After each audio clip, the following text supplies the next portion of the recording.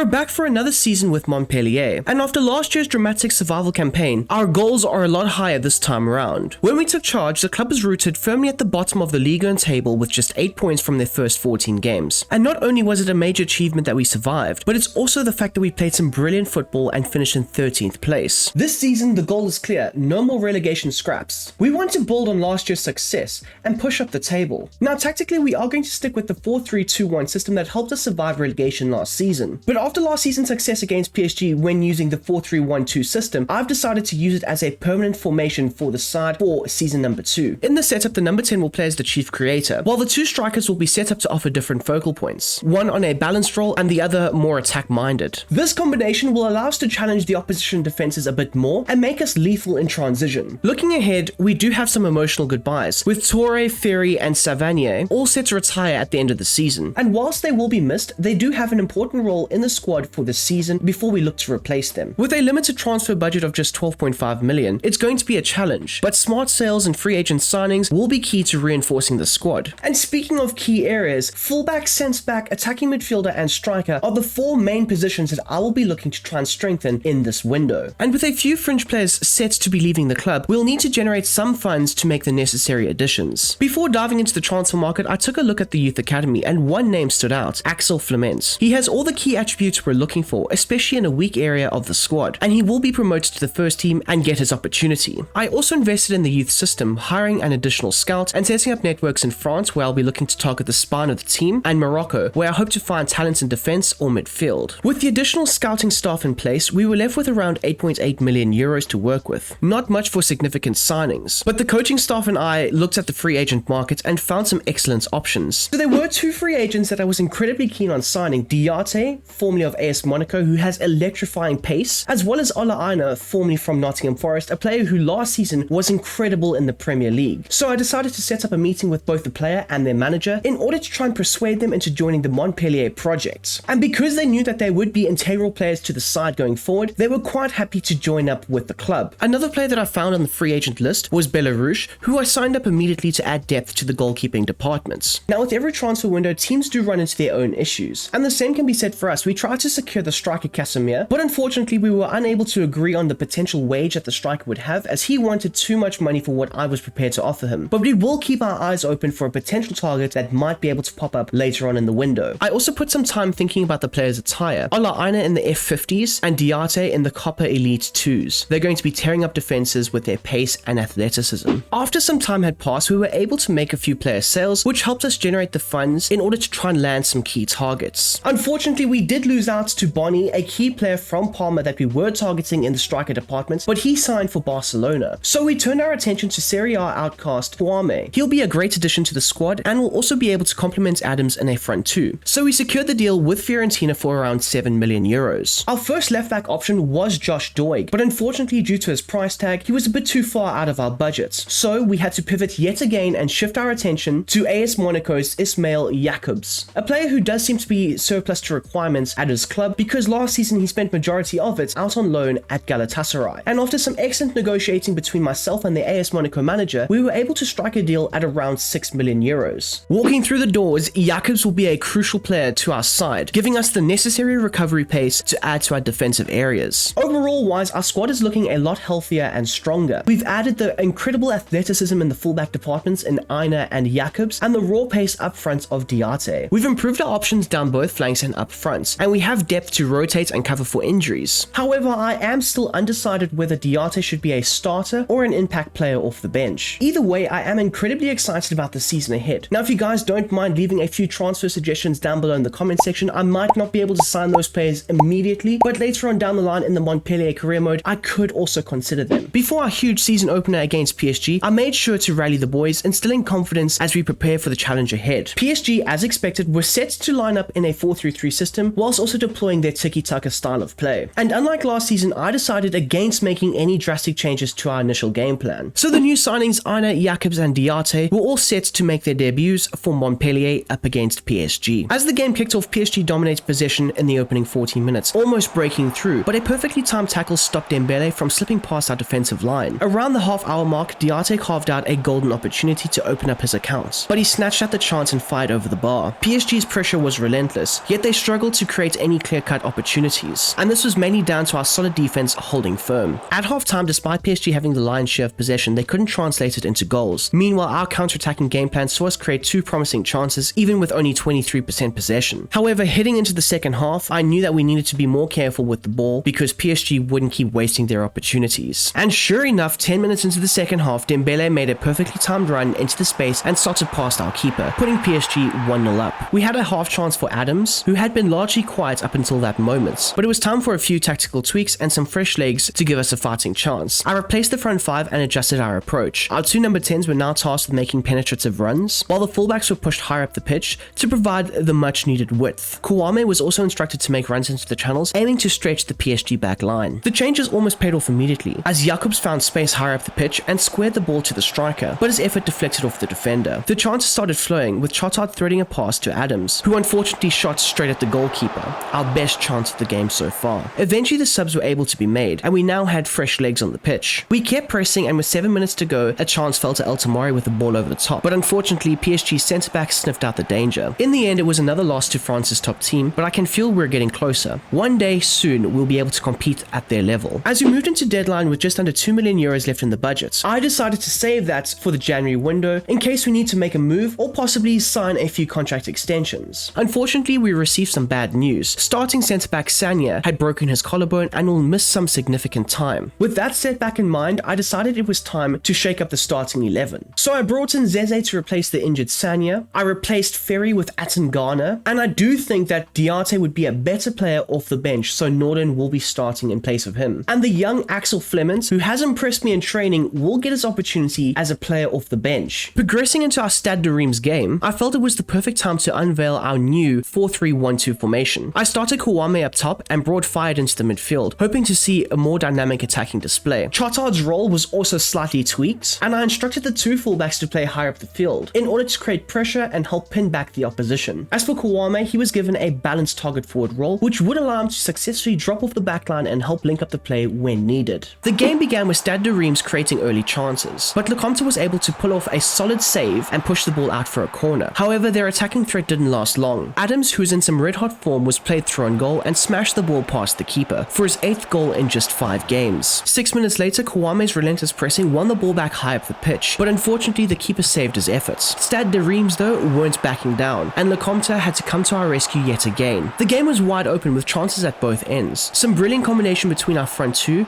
and an outstanding save from their keeper led to a corner, which we executed a short corner routine to perfection, finding Omaragic at the near post for our team's 2nd goal on the game. But unfortunately, just before halftime, our defense switched off, allowing Japan's Aito to sneak in and pull one back for Stade Rennais. At the break, I needed to make a few adjustments, so I switched Kwame's role to a poacher and Atangana to a deep-lying playmaker. I did this in order to give us more central control and dominance, whilst also allowing us to stretch the opposition with the striker making those runs in behind. The second half saw us create more opportunities, but we couldn't find the back of the net. With a slim 1-goal lead, the pressure was on to close out the game. Step up Kouame and Adams, who combined to give us more breathing room. It was time for some fresh legs, so Julian came on to shore up the back line, while Targaline and El Tamari replaced our midfielders, and both strikers were subbed off, with Diate and Norden coming on to inject a bit more pace up front. Later on, our persistence paid off. Norden and Fayed pressed the opposition defender, and Fayed was able to win back possession, before moving up the pitch and squaring a pass to Norden, who slotted home for our 4th goal and sealed the game. It was a perfect way to wrap up a hard-fought 4-1 win. However, our next match saw us slip up, losing 3-0 to OGC Nice, but the team was able to bounce back with a fantastic 2-1 win over Angers, and now we have a very tasty encounter against Strasbourg. Liam Rosinier had set up his side in a 3-4-2-1 system, and we knew that they would try and press us high and overload our defense. So our approach could be one of 2 things, looking to maintain possession in the final third, or the more riskier option could be looking to invite the Strasbourg press onto us before looking to play through it and exploit the space and the gaps that it will leave just in behind their back line. And honestly, if we execute this, it could work out in our favor and the scoreline could be quite ugly. To combat their wide play, we made some tactical tweaks, instructing our fullbacks to sit a little deeper than usual since we would be playing out from the back quite often. I also wanted our striker to drift into the wide spaces to target the channels, as their central defense was densely packed. From the first whistle, we were all over Strasbourg, not allowing them any time to settle into the game. This high-intensity start paid off with club captain Savanier unleashing a screamer from distance, nesting the ball into the top corner of the net, a brilliant moment of quality that underlined his importance this season. Minutes later, Norden and Adams combined seamlessly for our 2nd goal, with Adams' strike like being a beauty. It was pure and precise. Our first half performance was so dominant that Resignier was forced to make tactical changes as the side was being completely overrun. And just before halftime, we had another brilliant opportunity after a string of passes led to a transition. But unfortunately, Savanier couldn't finish it off, leaving us just 2-0 up at the break. The halftime stats were heavily in our favor, and our style of play was just outstanding. The team's maturity has really shone through this season, with every player fully buying into the philosophy. However, the second half was a different story, as Strasbourg came out with fire and purpose, missing an early chance but capitalizing on the second opportunity to beat Le Comte to make it a 2-1 game. That goal was a vital wake-up call for the boys, and they were visibly frustrated with conceding, just as I was. But our response was swift, with Chotard as sharp as ever intercepting a pass before laying it off into Savanier, who threaded a perfect ball into Adams. The Nigerian striker restored the 2-goal cushion with a composed finish past the goalkeeper, and once again showing off his clinical edge. As the second half drew to a close, we were able to make some substitutions in order to try and manage the game, and we saw out a 3-1 victory over Strasbourg. It was another great performance, showcasing the team's growing confidence and tactical discipline. Our next game up against Toulouse would be a much harder test, as they were sitting in 6th place and were unbeaten in their previous 4 games. They also set up in a vigorous 3-4-3 structure, and just like with Strasbourg, they would be looking to press us high up the pitch and try and overload our defense. The Toulouse manager Martinez will be using a very similar tactical system to us, the kick and rush approach, so our central defenders will need to be vigilant when it comes to the potential long balls over the top.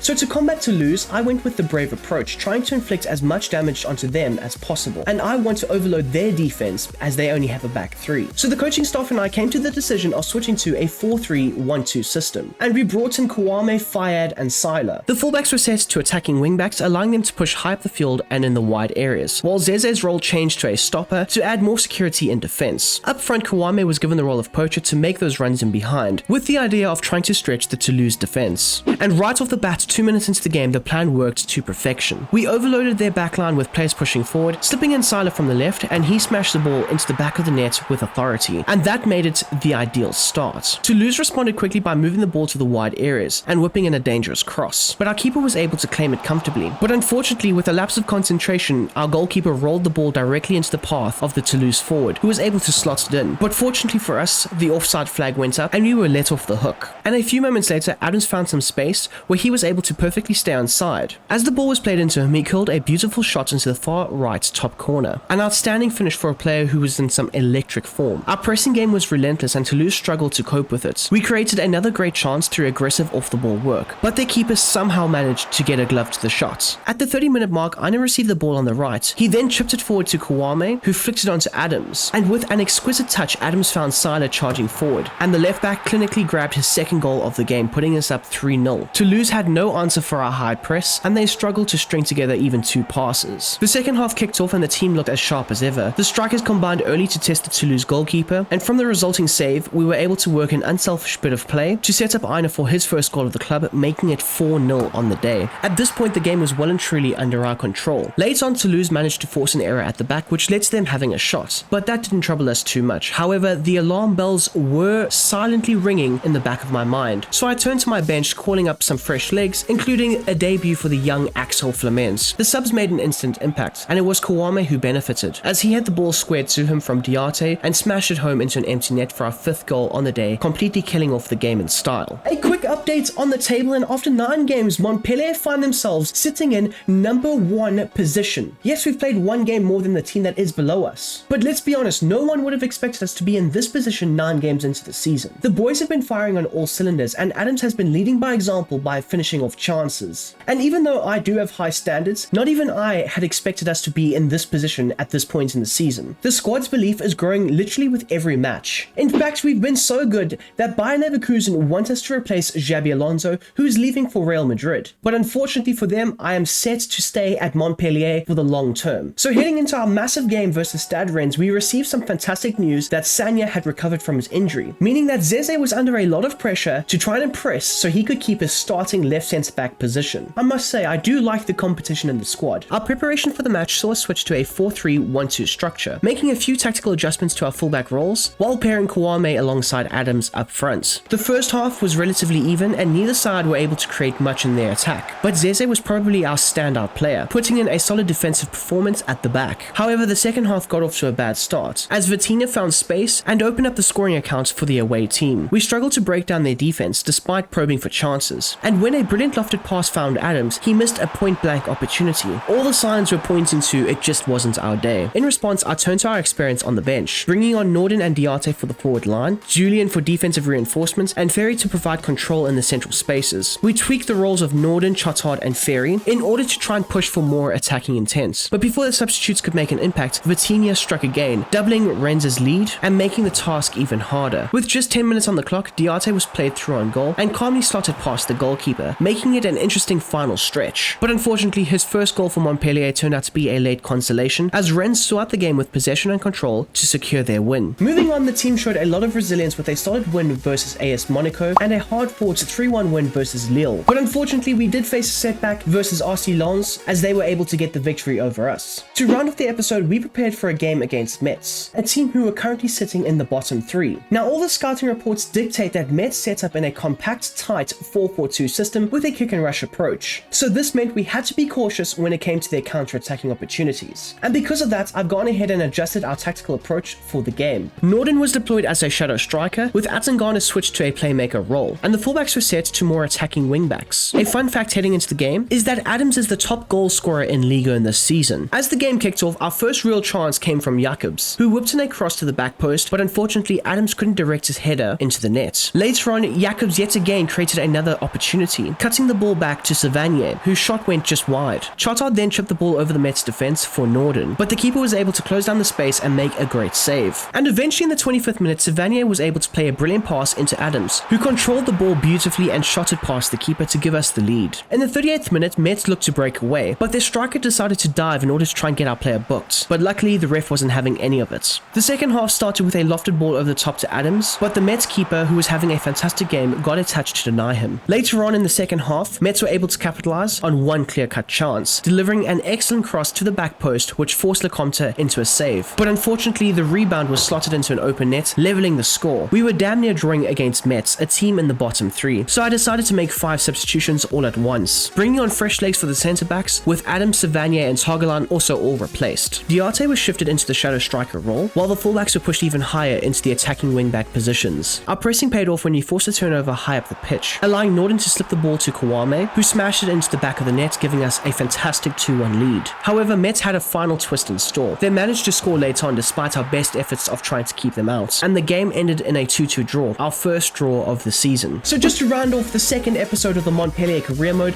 we find ourselves in second place at the end of the year. Now, shifting back to 12 months when we first started, we were bottom. We were 8 points from 14 games. That's where we were. That's where we took over, and we are now second place just 12 months on. What an incredible achievement. Having said that, the draw against Metz leaves a bit of a bitter taste in the mouth, as they are currently in the bottom 3, and those drop points could prove to be crucial at the end of the season. We could be going for a title, we could be fighting for Champions League positions or Europa League positions, and those vital drop points could come back to haunt us. As we take a look at the individual player stats, Adams has scored 19 goals this season, and a lot of the team success has been down to his phenomenal form. Now, I also have another issue heading into the second half of the season. There are several key first team players who are in the final 6 months of their deal, and Adams is one of them. And this does present a difficult decision. We've got around 2 million euros left in the budget. Do we take that money and try and extend some of these contracts, or do we look to maybe sell 1 or 2 of these players, get more money in the door, and then look to reinvest it with new players? That'll be something that you guys will have to decide for me in the comment section down below, if you've gotten to this point in the video, of course. And whilst you're there, please don't forget to smash that like button. Now, also keep in mind, there is a risk at allowing players to sign pre-contracts, because they could be leaving for free at the end of the season, but possibly if we sell them to another French club, we could look to recoup some money from those players. But anyways, guys, that will be the end of the second episode of the Montpellier career mode. I do hope you have enjoyed this, and until the next one, until the next time, I hope you have a smashing goddamn day, and I'm out of here. Peace.